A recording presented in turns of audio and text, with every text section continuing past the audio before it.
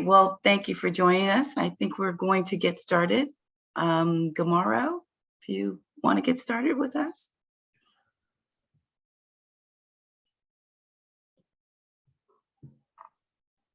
Hear me? Now you can hear me?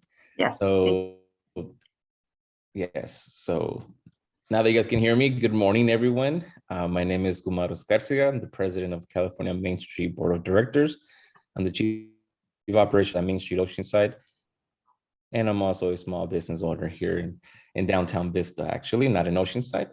But on behalf of the California Main Street team, we would like to welcome you and thank you for joining us virtually. We have a great lineup of speakers and topics that you'll be able to help implement new ideas at your district.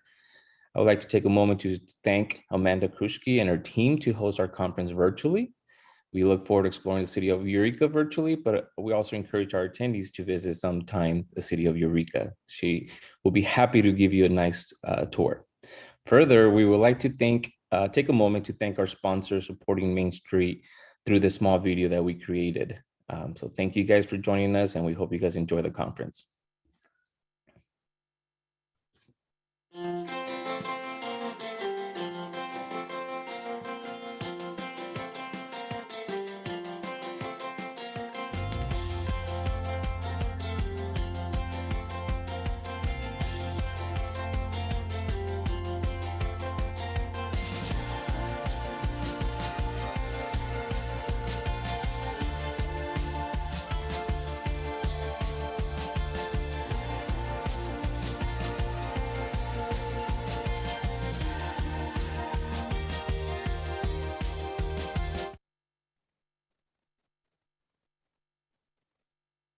All right, well, again, welcome and thank you for joining us. I'm Amanda Elliott, Senior Program Officer and Director of California Programs, and so nice to see so many of you in the room.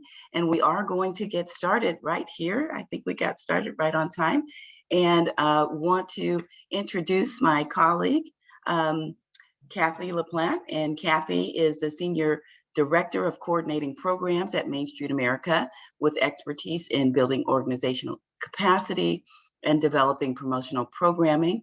She's worked in the Main Street field for over 30 years. She joined MSA staff in May 2007, and she works throughout the US providing training for cities of all sizes using the Main Street approach to downtown revitalization.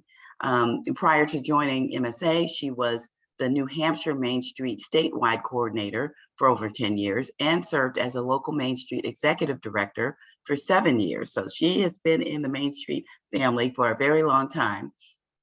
And Chippewa Falls, Wisconsin, and they were a 1996 Great American Main Street Award winning community. So she is the top of our Main Street advisors, and we are happy to have her here to speak about Main Street one-on-one, the approach, and what it really means to have a comprehensive approach to neighborhood and downtown revitalization. So welcome, Kathy. Thanks a lot, Amanda, and Guillermo. Thanks for your role in leading the California Main Street Board as well. Great to see everybody, although a lot of you don't have your cameras on. It looks like we have a nice group here today. So my mission this morning is really just to do an introduction of the Main Street approach and sort of how we use it in downtown revitalization. And just as the broad overview of our program, many of you know that it started back in the 70s with 3 pilot communities. It was a project of the National Trust for Historic Preservation, our parent organization at the time. And through that pilot project, they developed the Main Street 4-point approach. Our program kicked off nationally in 1980. So we're 42 years old now. But really it's all about, Main Street being the place that people are seeking really dynamic communities where they're great places to live, work, to play, invest in as well. So our history is long and deep. I haven't quite been around for all of it, but have been engaged with Main Street for quite a long time, as Amanda noted. But What is Main Street? I kind of like to start there because sometimes people think it's just a street that runs down the middle of our districts. And we really like to talk about Main Street as several things. That Main Street is historic preservation. It's about saving the buildings and the places that make your community most unique.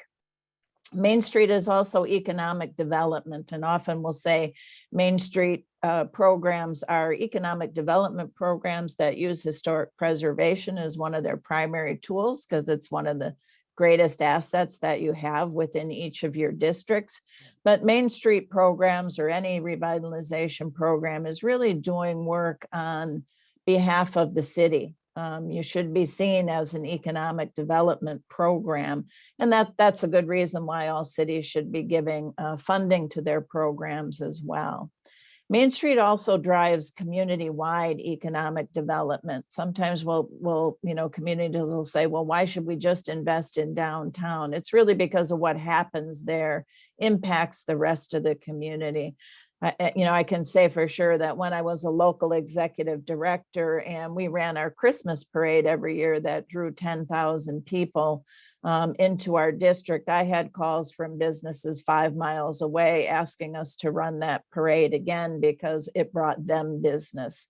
Everything you do within the community to help raise property values is going to be beneficial to the residents in the community, to the city and tax collections, et cetera. So we're driving overall economic development in our communities. We just have to make sure we're telling people about that.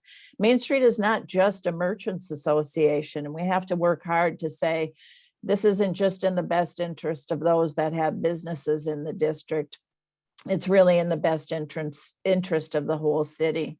Main Street is also community driven. It's not the federal government coming in with tons of money to help save you. You're going to do well with revitalization efforts if you are able to tap and build and secure the resources locally, both in funding and in volunteer support. And knowing that Main Street or downtown revitalization is not a project. It's not, we'll work on it 3 years and we'll be done. And I know many of your communities have had programs in place for decades. And that just goes to show how much changes through time and how much we still have to market our districts. We still need to work on our business mix. And you know what, even if we have 20, 30-year-old Main Street programs, we're now going back to redo projects that were done before, like painting murals, amenities in the public realm, et cetera. So Main Street is a lot of things. It's not just the place, it's actually the program as well. So the Main Street approach really emphasizes the importance of building on your unique strengths.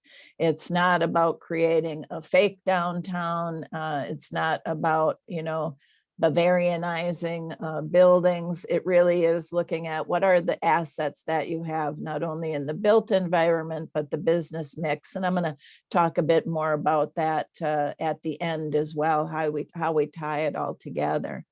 And, why are we doing this work? Why are downtowns important? Really because they symbolize the overall community health. If you go into any community where downtown is deserted, it's probably a sense for the whole community that there's no investment going on. Nobody wants to invest in it. But when you have a strong, vibrant downtown, it is great for job creation, additional investments, and really just the overall economic health of the community. It's also about pride and history. It's where your community started. And so we want to protect that cultural history and the history of the buildings that are there. Downtowns are also our community gathering spaces. It's where parades are held. It's where gatherings of every kind are held. It really is the heart and soul of community. And mostly our downtowns are the place that support our local independent businesses. Another thing that makes your downtown very unique. Those independent businesses we know support our local community to a far greater extent than national chains do as well. And they also return more of their profits to the community. So this is the Main Street approach, right? There's 4 points to it. And what we have found out over the years is that for a community to have successful revitalization efforts, you need to work on all 4 points of Main Street. So design is getting your commercial district in top physical shape, from the historic building facades to the public spaces, the parking lots, street amenities, even storefront window displays. Organization is the base of all of it. Where are we going to get the resources, both human and financial, to build on this vision that we have for our district to be strong and economically vibrant? Promotion is all about getting more people in the district and using the district. So how do we get more people to come and do business within the district? And the 4th point is economic vitality. How are we going to strengthen the economic base of downtown by helping our existing businesses, helping them expand, recruiting entrepreneurs, looking at underutilized spaces in downtown? So anybody coming into the Main Street program, it's not about, well, let's do a streetscape and then everything will be fixed in downtown. No, not if we're not marketing, not if we don't have the right business mix, and not if we don't have the right resources to sort of make all the components work. So I'm going to go through each of the 4 points of Main Street and talk about a little bit and give you some examples of what each of them are. So organization really is comprised of 4 components. The first is partnership building, both in the private and the public sector. Main Street is able to do a lot of things that our city governments can't do because we can leverage the private sector to help support us. So we have to look out and look at who are all the potential partnerships that we might build in addition to city and county, but who are other economic development entities, who are other nonprofit partners that we can partner with, schools, et cetera. But who are the partners that we can bring into the process?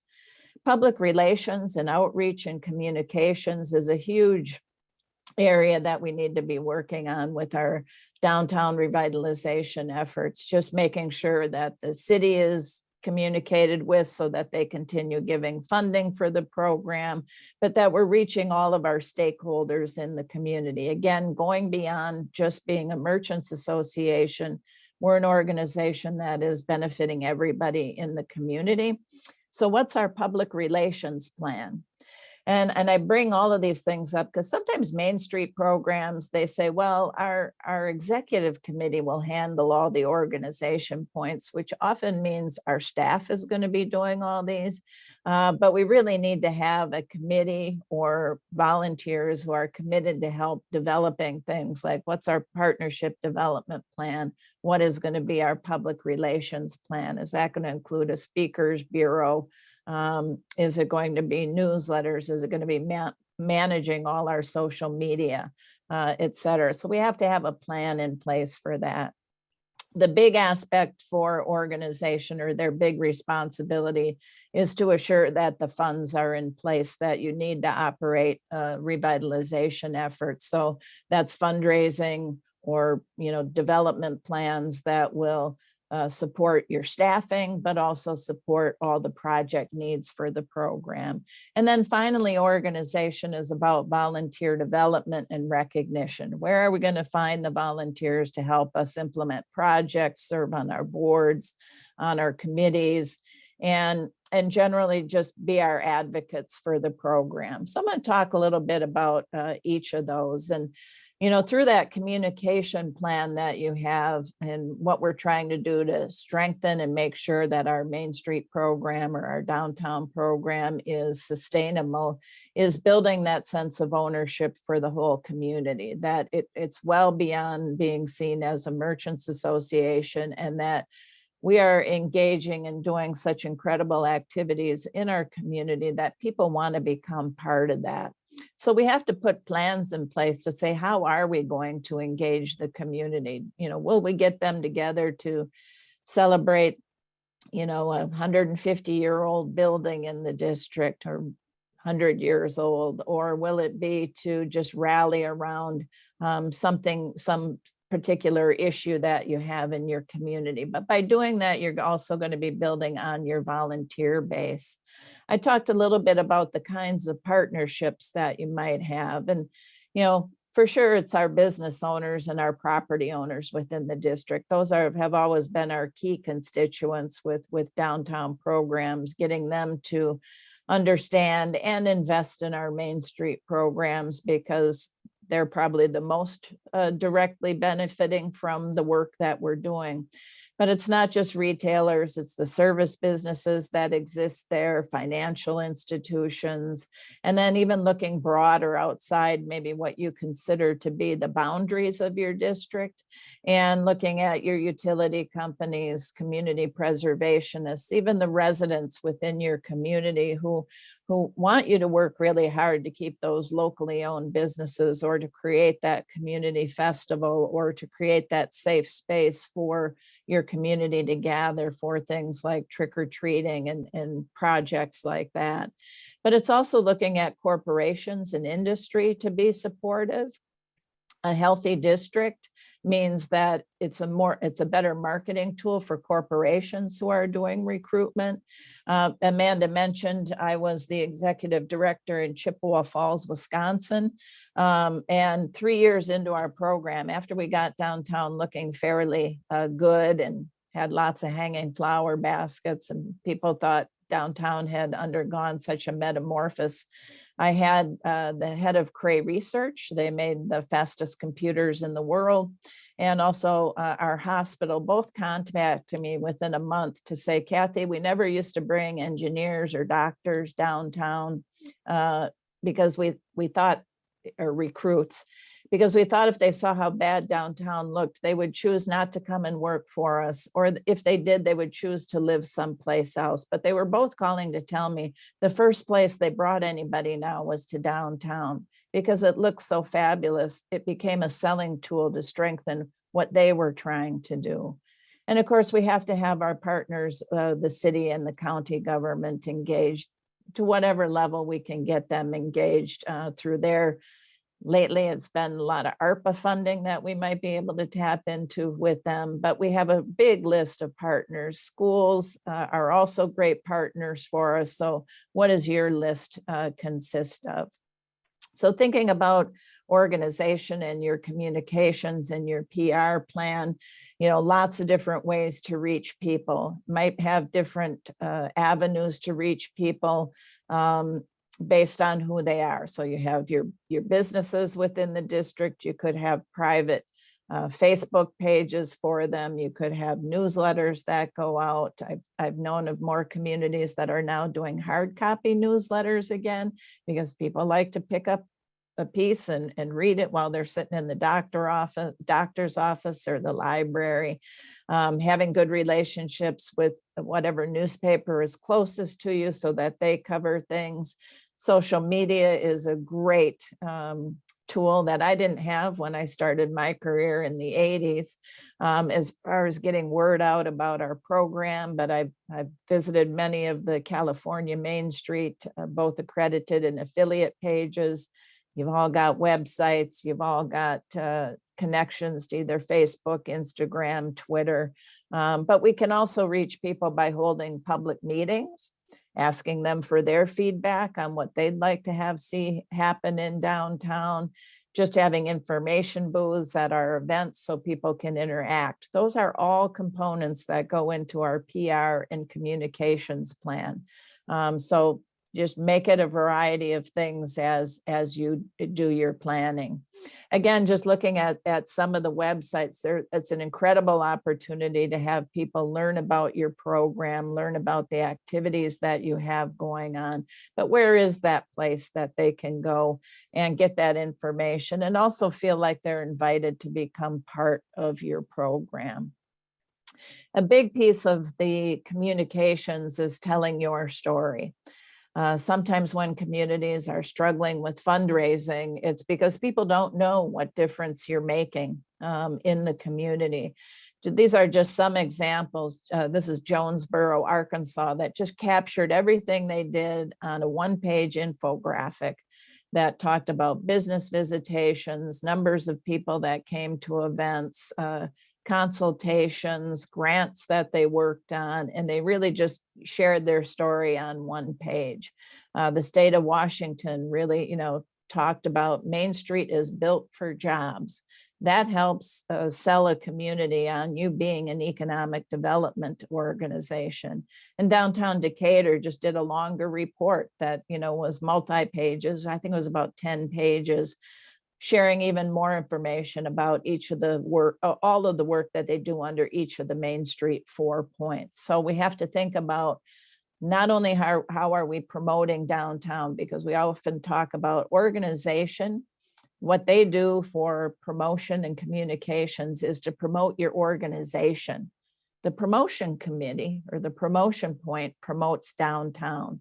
We're very good about sharing business links on our Facebook page and social media accounts, but we're not as good about telling our own story, to say, hey, the board of directors participated in this great California Main Street conference today and tomorrow. And, they volunteered their time to do that. Get a picture of people watching the sessions today and tell your story about why downtown revitalization is really important.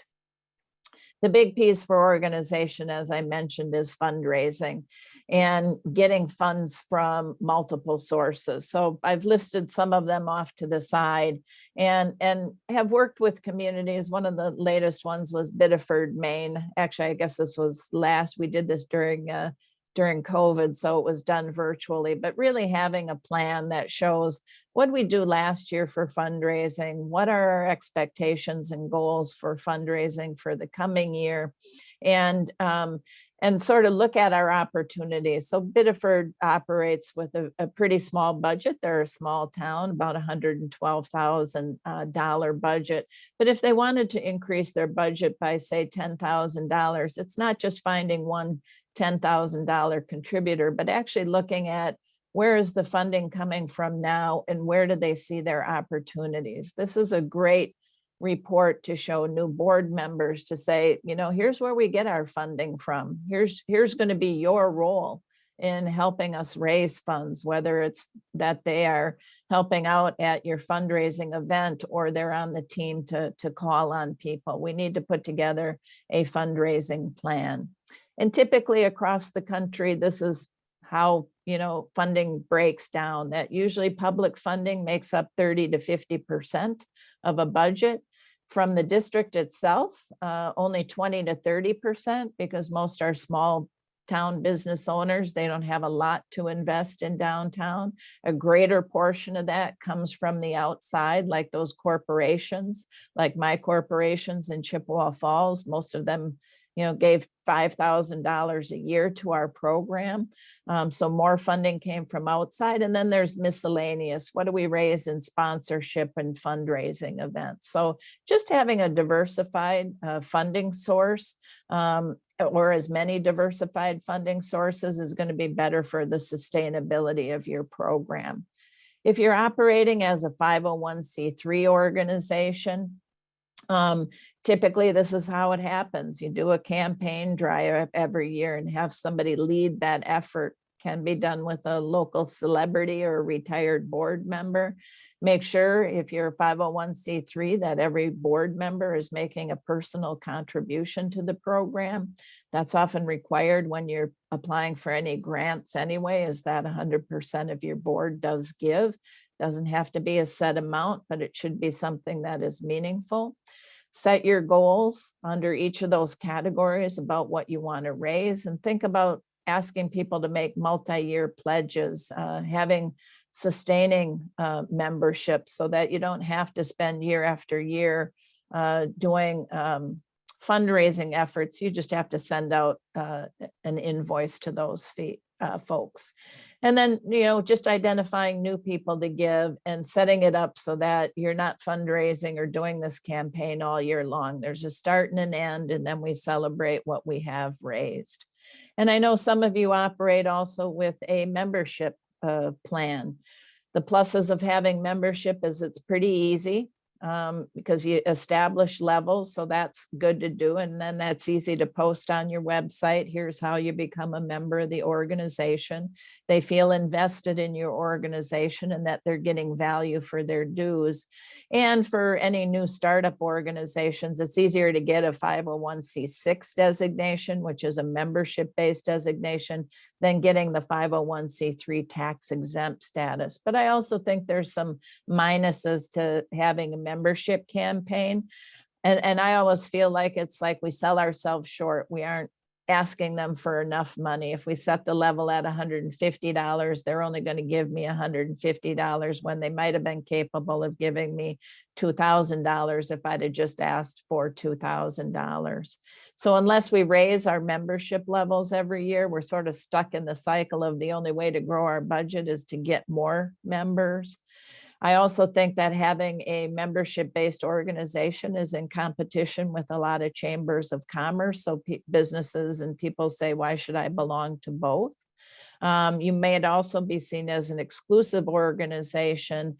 And also with membership, they actually expect something back. So that if they give you $150, they want $150 back in some benefit. Whereas we would really like them to see when they're giving us money that they're investing in their community. They're becoming a supporter, a partner. So I prefer sort of the 501c3 route, but membership works as well, as long as you can keep that up. And also, being able to have people pay for things online. I found a couple examples in California, having the link that says, here's how you join us, here's how you support us, even allowing vendors to sign on. I loved going to Laramie, Wyoming's webpage. I was doing some research before a visit, and then up in the middle of the thing popped a thing that says, invest in the next 15 years of Main Street. So even before I could move along, they were letting me know that we really need support and we'd like your financial support, so donate. So I liked the pop-up there as well. You can also do fundraising through events. Different events that people are coming to. Fundraising events are not special events that happen to make money, but they're an event that people come to specifically because they know it's to raise money for your organization and the projects that you're going to do. So they're coming to those events knowing that they're paying a ticketed price, that you're probably going to have auction items or 50-50 raffles, but they better come with a fat wallet and support your organization. And I love these kinds of events because there's an entertainment factor for people. They might not write you $100 check otherwise, but to come to your farm to table dinner, they'd be happy to write you $100 check. So we can do fundraising through events. You can also do fundraising through selling merchandise. This is Rochester, Michigan, that actually opened their own shop selling all of these goods. Most of that started out during the pandemic when they did just a simple mask that they sold out of 1,500 masks in about 3 hours. You can look at other things as well as when you have that merchandise. It's also a PR tool. It's for promotion and marketing. In Saco, Maine, they actually run an ice cream shop. Sometimes I was in the Sheraton, Iowa, where they got a Main Street wine bottled for them and sold that at a premium price at their local events. Whenever you're selling merchandise, make sure it fits your community as well. That's why I stuck the wine bottle photo in there. And the last component of organization is volunteer development. We need people. Their special events especially take a huge amount of time for volunteers to man all the things that you have going on. But by having more volunteers, it shows that you have a broad base of community support. People will take ownership of things, so staff isn't left doing all the work. You also gain great expertise from people who have great talents. It spreads your funding a lot further, so you don't have to hire somebody to come and pick up trash if we had people to do that. It also shows the support for your program. So when I was an executive director and went to ask for my funding for the city every year, I had about 30 volunteers behind me nodding their heads in support as I made my funding request. And that always held a lot of weight with our city council. But more volunteers means that the same 10 people who might be doing everything in your community aren't the only people doing it. And we have to be very specific in how we find volunteers and how we engage them. If we don't have a volunteer plan, it's going to stay the same 10 people doing everything, but we have to find those that will, bring the diversity of our community together to understand what we're trying to do. And Main Street programs are just great leadership development programs, through working on a project to being on a committee to moving on to the board of directors. So you want to make sure you have a volunteer program in place. Was there a question or? Yeah, you're V'd. No, I don't see a question. If you can make certain to mute everyone, please. Thanks, Amanda. And then just making sure you have real defined roles for volunteers. But volunteers now are looking for time limited commitment. They might not want to serve on your economic vitality committee because they don't know what that is exactly. But if you ask them to stand at a parking lot as an event ended to ask people their zip code so that you could figure out if your marketing efforts paid off. And when they do that from 3 to 5 on Saturday, they know there's a start and there's a beginning. Also making sure you have a place for people who can register online to become volunteers. So using a work plan to sort of define what are your volunteer needs is really the start of finding new volunteers. The second point of Main Street is promotion. It really is, programs working to get more people within the district spending money. That's the preferred method of getting them to come, but even visiting. And so if they come at night, they'll come back during the daytime when the businesses are open. So what can we do with promotion that is going to celebrate what is unique about it and really promote a positive image? So these are the 3 different areas of promotion. Image campaigns. What are we doing to raise the positive vibes about our district and why people would come there? If we have negative perceptions of people, how do we offset that? Image campaigns also set the brand for the program. Business promotions is the second component. What are we doing specifically that is getting people through the doors of your businesses and spending money? And then the last is special events and festivals. Those are the things that we're very good at. The farmers markets, et cetera. It's not necessarily intended to get people into our businesses, but it brings a lot of people to our downtown in hopes that they will go into businesses and come back at other times. Same things with car shows and other events that you're running. So image through slogans, you can, what is that thing that we're doing to promote our district and our downtown sort of overall, not with an event or an activity, but, New Carlisle, closer to home, far from ordinary. Livermore says where brilliance thrives. These are all taglines that sort of inspire the positivity about the district, that when you get there, you're going to find something that is really enjoyable. Just even the presence of web pages, here's a link from downtown Pleasanton on the places we love. You can link there and visit a lot more places within the community. So marketing and image building is really marketing 365 days a year. We put so much into an event that lasts 1 or 2 days, and then we don't do anything the rest of the time. So we have to make sure that we're hitting on marketing and image building throughout the year. This is a nice example from Royal Oak, Michigan. This was a campaign that went on for like 6 months, just exposing people to everything is Royal Oak. brunch is salvation, brunch is Royal Oak. Hang time is right on cue. Hang time is in Royal Oak. It was sort of that same message that they kept getting out to the community. As I mentioned, business promotions are intended to ring the cash registers at businesses, building on what's unique to your community, but also to your audiences, right? So some places have a real strength in restaurants. Some have college campuses. The Get Up Downtown is from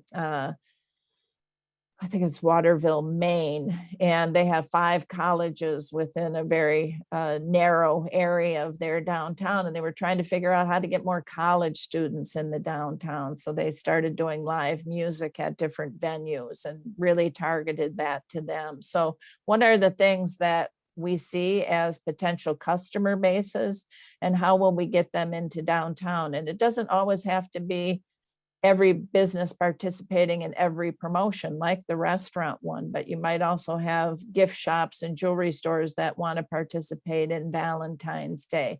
We don't have to have everybody involved in every promotion.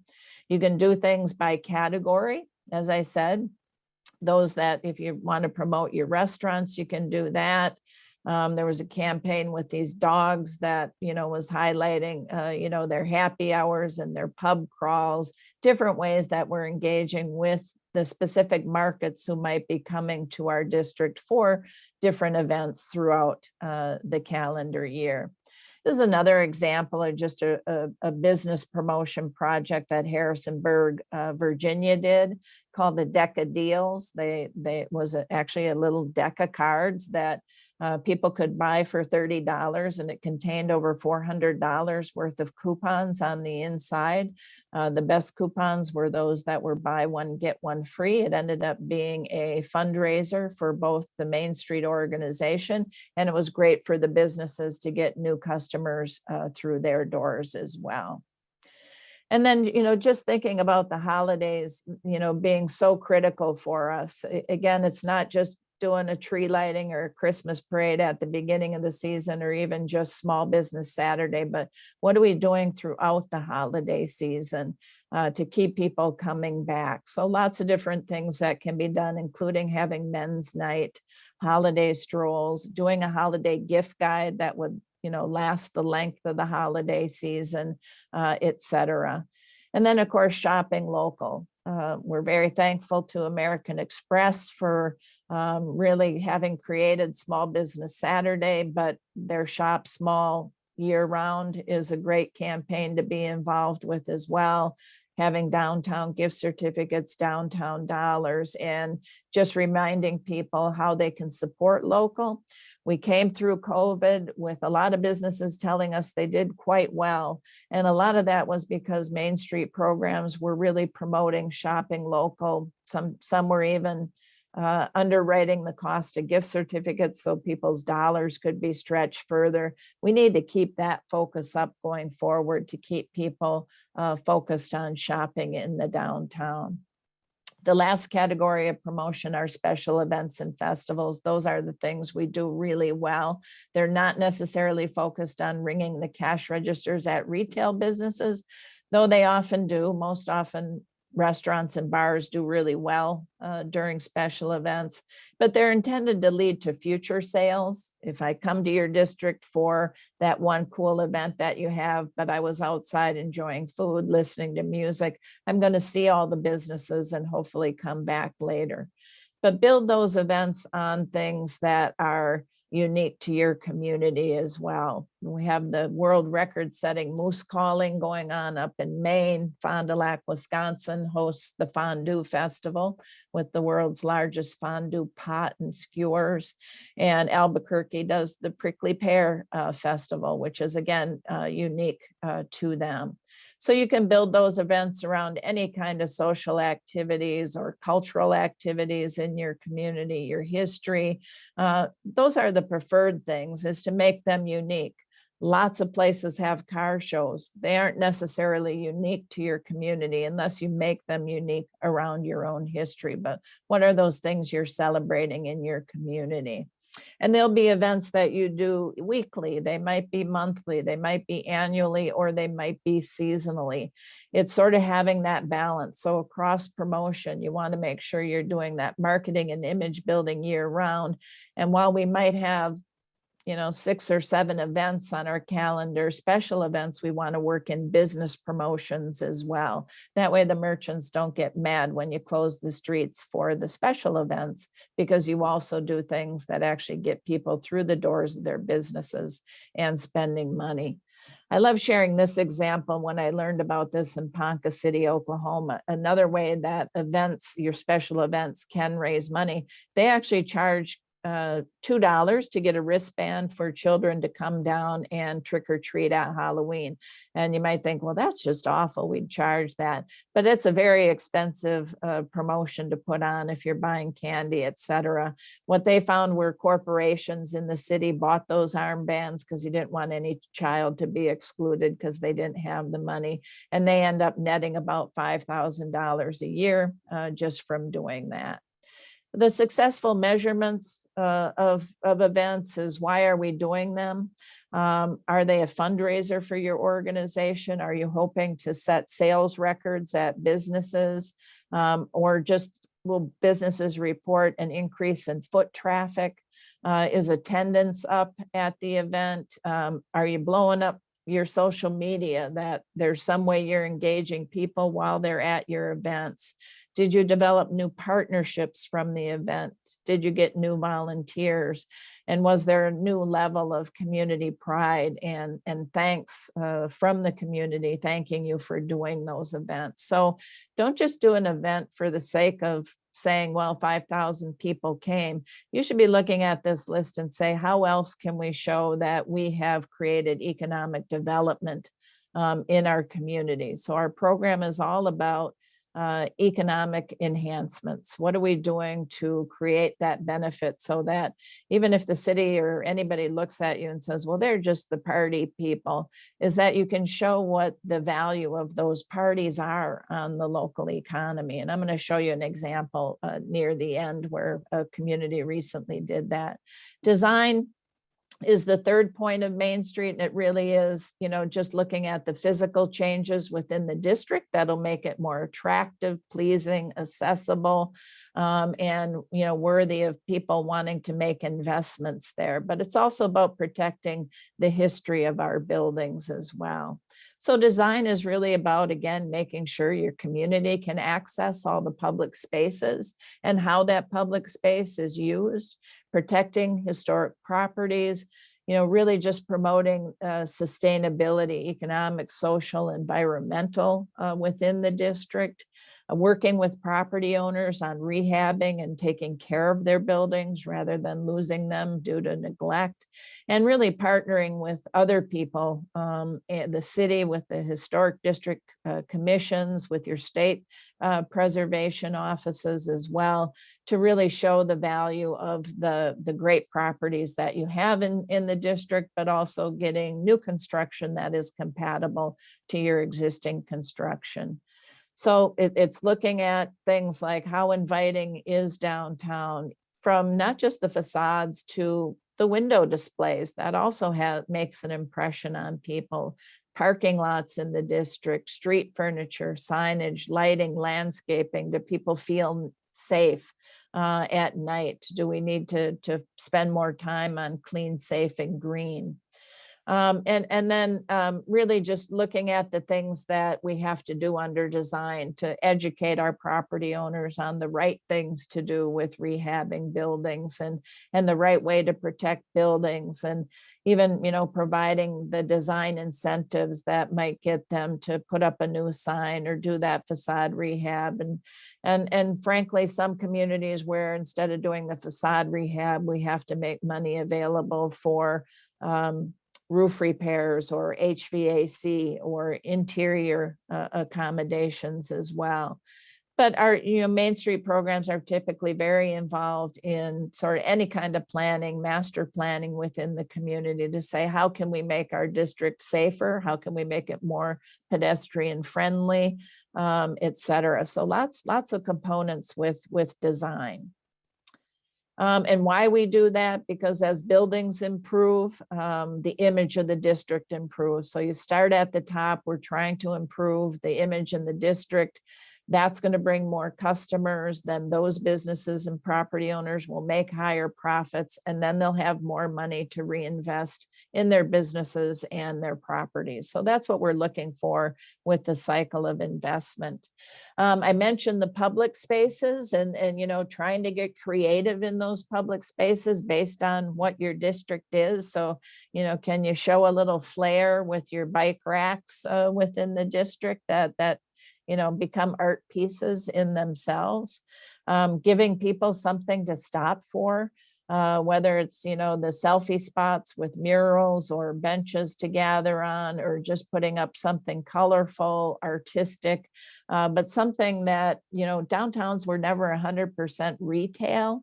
And also the reason that people come to our district is not just to shop or maybe to dine. They're coming there for service businesses, professional, but a lot of people use it as their walking place. So having those things that make downtown more aesthetically pleasing is actually a great investment in downtown.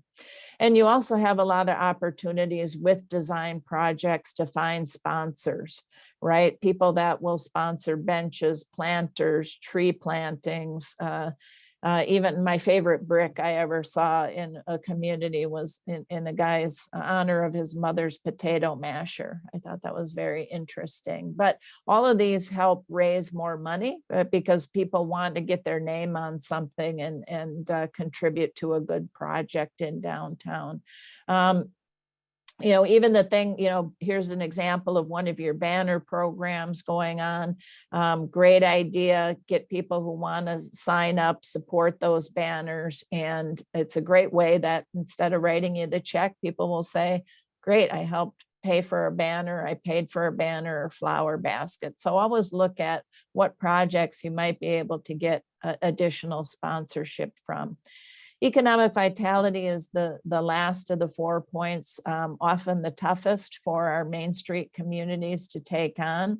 It really is about, you know, strengthening the businesses within the district, retaining businesses, helping them expand, looking for new entrepreneurs to come in, looking for new projects that could happen.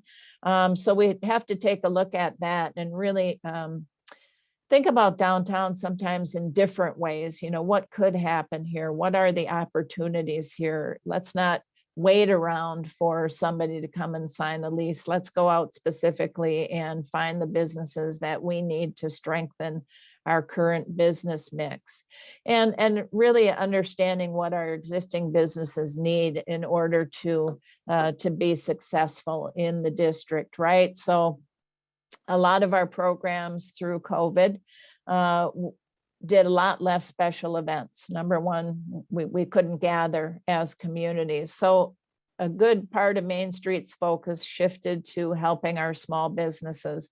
How are we going to help our businesses survive being shut down for months at a time? How will we make it safe for customers to be able to come back? How will we work with our city to create social districts or allow more outdoor dining and waiving fees for having tables on the sidewalk or taking parking spaces and letting businesses expand into that area for either restaurant dining or even product. So during COVID, we did a lot of shift away from the events to really helping our small businesses. Probably many of your programs, either working with your city or even if you had your own excess funds, were doing grants to businesses directly to help them get through COVID and support paying their rent and employees. Maybe a lot of you were even engaged in helping your businesses fill out PPP loans or working with them individually on getting a presence on web pages, actually having access or the ability to sell things online. So COVID was good in that way, and it made communities sort of go back to what we really think is the point that hurts the most, is strengthening our businesses. And so it put us in better touch with those businesses to find out what their needs were. So you have to think about, knowing what the opportunities are for your district, and they're different for everybody, whether you're part of a suburban area or you're a smaller rural program. But, what will be successful based on your market conditions? Are you a tourism community, or do you rely on just the people within, the immediate 5 miles of your downtown are the ones that solicit and support all of your businesses? What will strengthen your current business mix?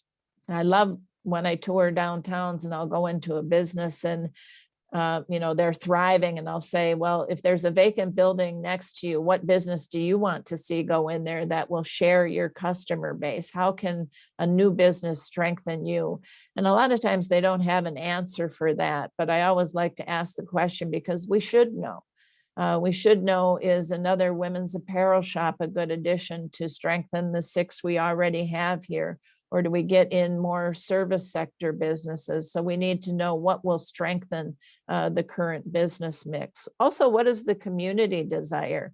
That goes back to the organization point, which is really about how do we get the community engaged? So we want to ask them, what would they support? What are they going elsewhere to buy, that if we had it here in our downtown district, that they would come here?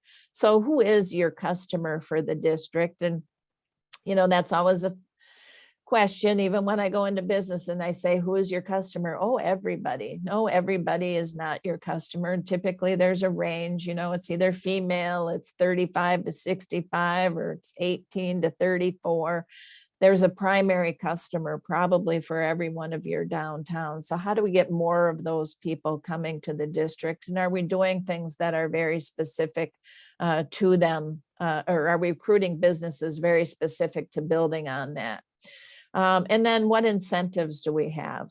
Economic vitality committees are good for, finding out where we can get funding to support business startups. How can we help businesses? How can we hold their hands through the opening process? How can we work with the city to make sure there's less red tape for businesses to open? So what are the incentives that we might need to offer? And I've seen a lot of communities do business plan contests where they want to specifically get in a restaurant, for example, and they might advertise it as a business plan contest, but you're going to score a lot more points if you're an eating establishment versus another payday check cashing shop. They might be able to apply, but they're going to score 0 points on where we really want somebody within the district. We have to think about our entrepreneurial ecosystems. We have a lot of training materials on our website. For those of you who are members, you have access to our entrepreneurial ecosystems book. Actually, our first workshop was in California for that.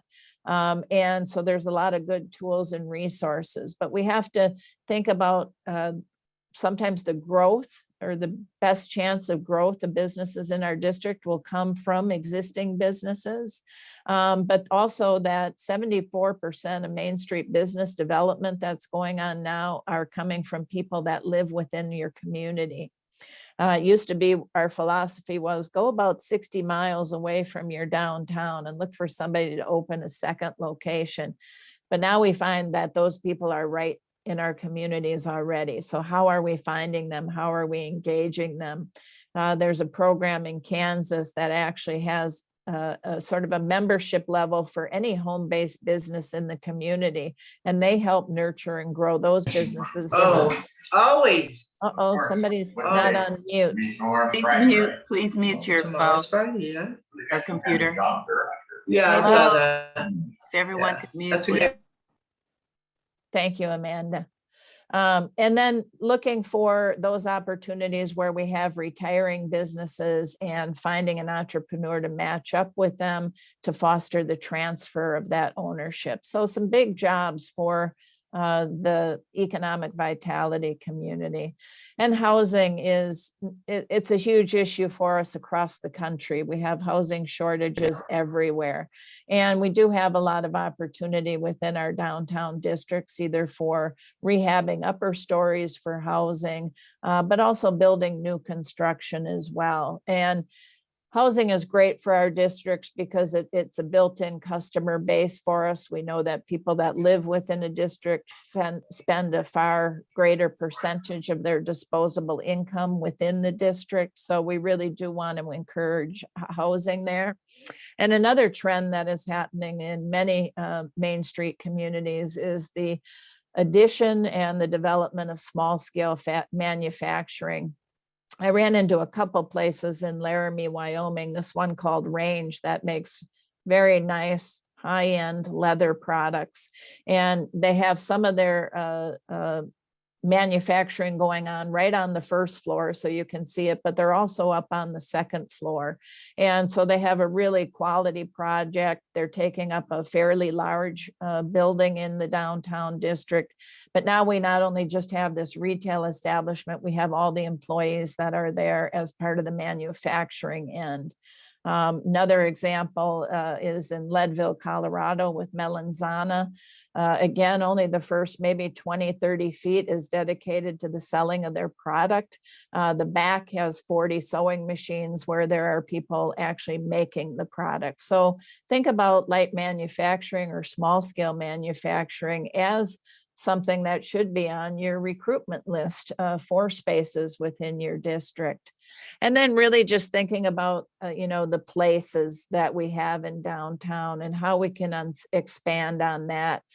Some are looking at common dining areas so that you can get food to go from multiple restaurants within the district. And then we come down and we share that space within these dining parks. And that's again why Main Street needs to be involved in any planning that the city is doing to make sure we're accommodating and supporting our existing businesses within the district.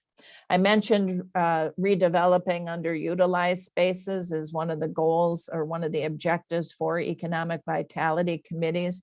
Looking at vacant lots or vacant space on first floor, second floor, where the first floor space is being marginally used either for storage or for warehousing spaces, looking at upper floors, even pocket parks, is the best use a pocket park, or do we need another building built on that site?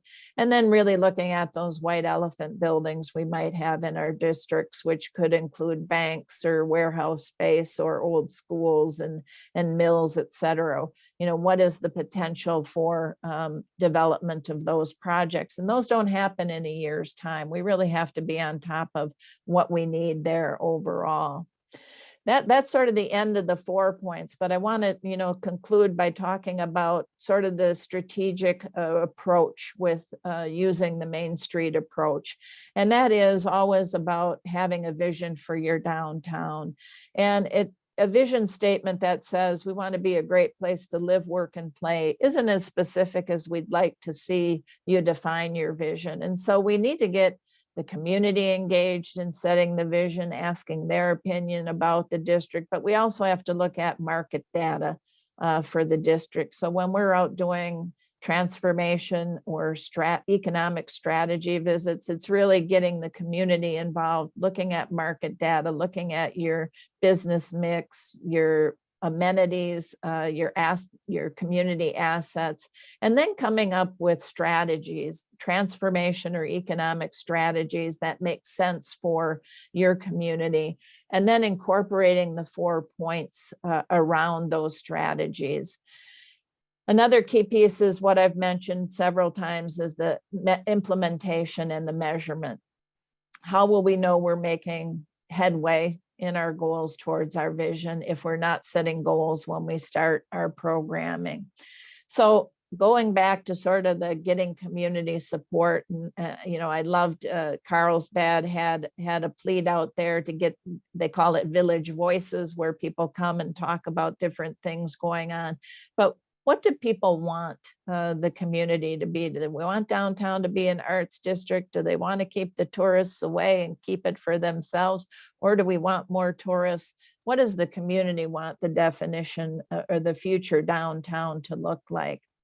So we've developed some customer-based strategies that think about the people that are using your downtown. Who are your consumer groups? do you have a large amount of workers and residents in your district that you could say, yeah, let's focus on getting them spending more money at our businesses? Are you near a college or a university? And that opens up a wide range of people that you can be marketing to, from the students and faculty and staff to the parents to the people that come to the football games on the weekend or use the college during the summer season. There's lots of different ways.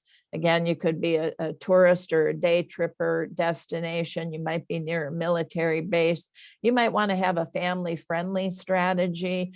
Maybe you want to attract millennials. Maybe it's active retirees. So you might build the economy of your district based on a consumer group, but you might also base it on a product line that you're really strong in. I was in a community in Indiana that has a lot of antique stores, but they wanted to appeal to young people, and they thought young people wouldn't necessarily be attracted to antiques. So they've taken to using the name vintage. Covers all of it, but it also covers the retro shops that they have there as well as the resale kind of shops as well. So you look at this list and say, you know, do we have a strength in selling any of those kinds of products within our district? So we want you to think about what are your strengths and how do we build on that? And so Eureka has arts as one of their strategies. Now I just made up these projects here, but if arts is a strategy for Eureka, sorry, I just pulled this off myself, Amanda, so I'm making it up. You can chime in if any of it is true. If we have arts as a strategy for our district, we now go to the 4 points and we say, how do we incorporate arts across the 4 points? It's not just a promotion thing. So do we have an artist on our board or on the committees? Are we doing a fundraiser that might engage the arts? Are we applying for arts grants? Are we using youth artists as project volunteers? So look at organization and what that entails. And then, you know, what are the projects that they're going to do? Promotion, that's the easier part. We can do art walks. We can incorporate arts into existing events, like Green Bay actually has an art event that they have going on. Well, actually, no, they have a car show, but they want to be an arts district. So they brought in that big Lincoln Town car for kids to paint on during the car show. Loose connection to arts, but there it is. Doing art festivals as well. And design, you could be doing banners that use local artists. You could do sculpture. You could do those bike racks that are more artistic in nature. You can do professionally painted murals or do paint by number ones that would engage the community and ownership of some of that art in the community.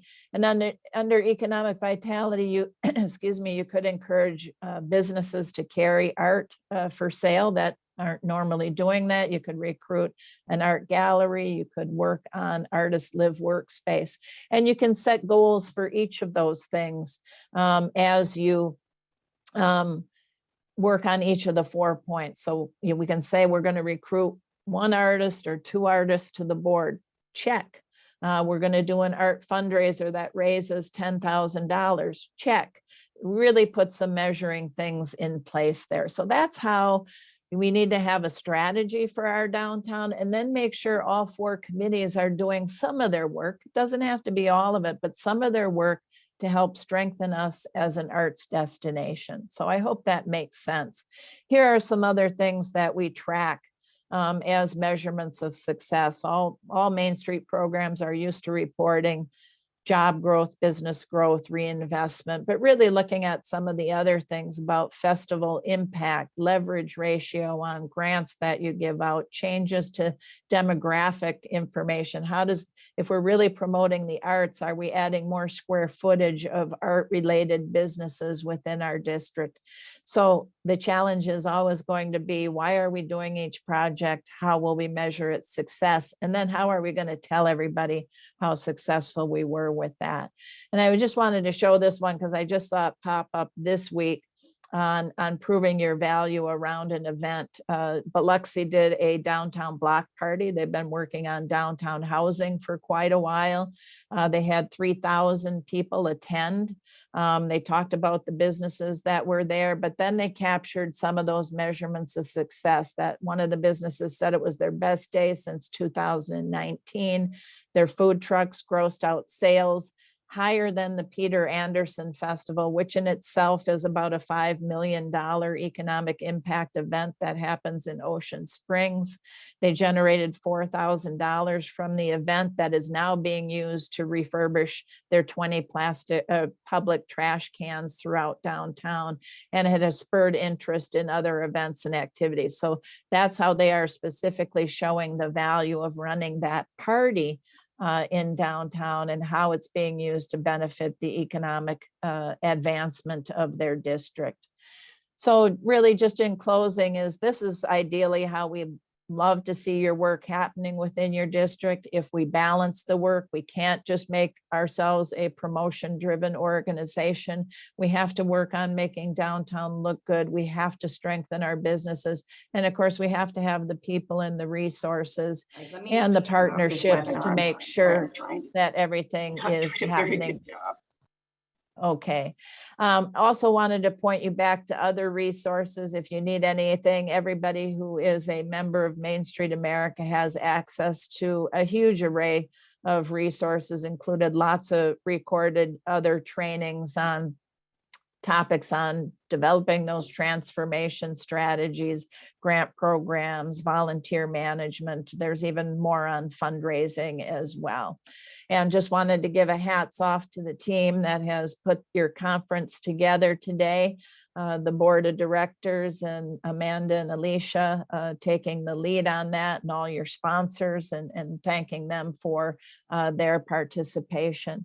I'm going to open it up for Q&A for anybody who has any questions, and just wanted to note that we are having our National Main Street Now conference in Richmond, Virginia, May 16 to 18. As I understand, we have a little less than 100 slots that are still open because we're limiting attendance this year to make sure everybody remains safe. So if you haven't registered, please do.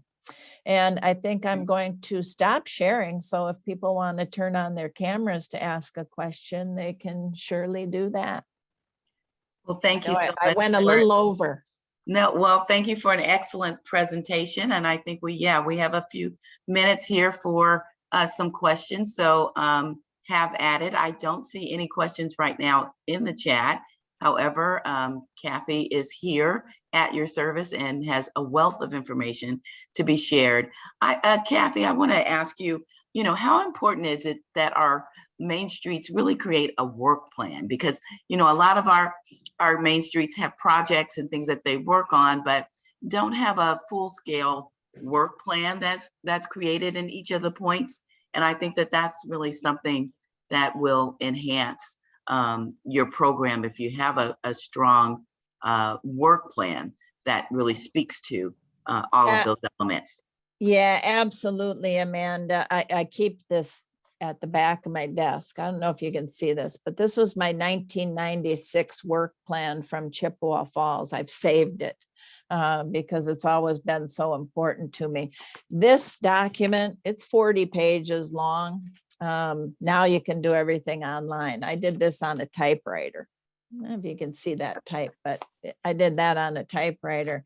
You have to have the work plan as the selling plan out to people and say, this is the work that we're going to be doing this next year. It was so easy to get people to agree to be funders for our program, not just sponsorship, because it's nice to get my name on the concert banner, but really investing in the whole program, because I got a lot of work to do and applying for grants and going to trainings and the things that don't get names on.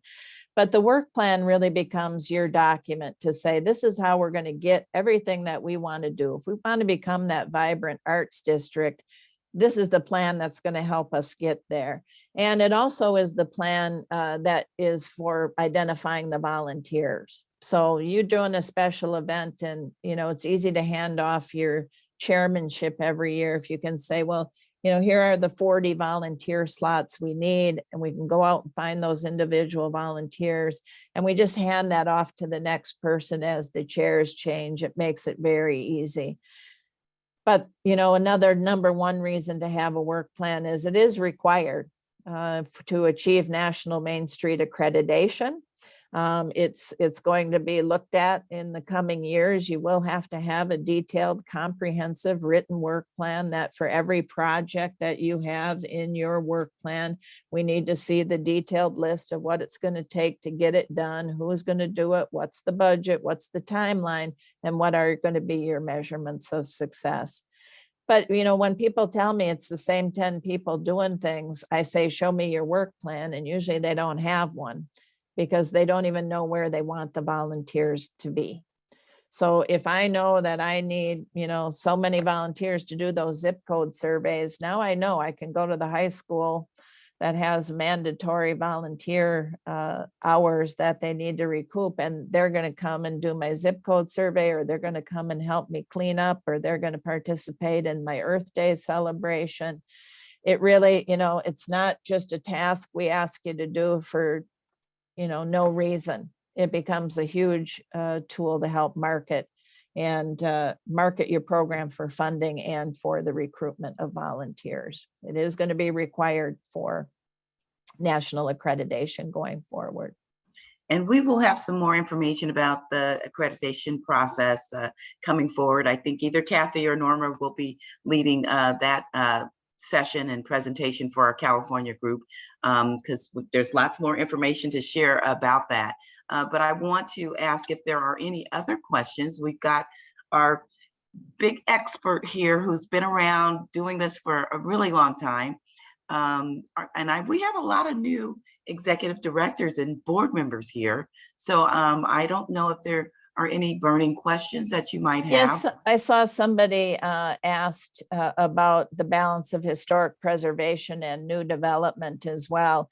And so I'll just comment on that quickly to say that Main Street organizations are not anti-new development, as long as they're done within, the context of what makes up your district, right? And a lot of your communities have things in place like height restrictions, so if you're in a typical, you have 2- and 3-story buildings in your district, you're not allowing a 15-story building to be plopped down in the middle of it. It really is just sort of, is there design review? So can we work with the city so that at some point we can step in and say, we want your building flush to the sidewalk because we have to keep up that continuity and contiguous, feel at the street. Parking goes in the rear. So I think if you can get design review by the city and be involved in that, that's a great way to do it. And just putting whatever you can in place to quality of materials, can they come in and put up a pole shed, or do they have to have differentiation in materials? In communities where they've had that, you wouldn't believe the nice Dollar General stores they're getting because they have to have at least 3 changes in materials on the front. They can't block up the windows with pegboard, things like that. So we're not anti-new construction. As I said, those lots where we've lost buildings due to a fire and they've become pocket parks are going to be much better for your communities if there's a building built on that site. And so we have to allow new construction, but it's great. And there are some publications on the right way to do infill construction. Great. And there was also a question about can a work plan be for a longer term than 1 year? Yeah, I've seen 18-month work plans. I think sometimes the detailed, the level that they go is harder to do if you're going 2 years out, unless it's for reoccurring, events like facade grant programs or the same festival that you run every year. You can work on how you're going to improve it from year to year, but generally they're 12 to 18-month work plans. And there was a comment about the Main Street Now conference. There is a limited, or we have pulled, made less spots available, I guess we want to say, for this year for safety. And so Kathy, you said there were about 100 more spaces available? Yeah, I think we're limiting it at about 1,300, and I know we were real close to 1,200. So So if you are there's planning to 100 go, spots. Yeah. if you are planning to go, I highly recommend that you get your registration in right now. As a California Main Street member, you do get one free registration with your membership. So that is a benefit of your membership, and you will gain so much information. And it's just a wonderful experience and a networking opportunity. So I highly recommend that you do attend if at all possible. I know that it can be a strain on some of our budgets and can be challenging, but if you are able to do it now. So I want to again thank Kathy for her wonderful presentation today. I think we are coming up on our 15-minute break here to go into our next session. Are there any last comments or questions that you have for Kathy? Well, seeing none, then again, thank you so much, Kathy. Our next session coming up, we are going to have opening remarks from the city of Eureka.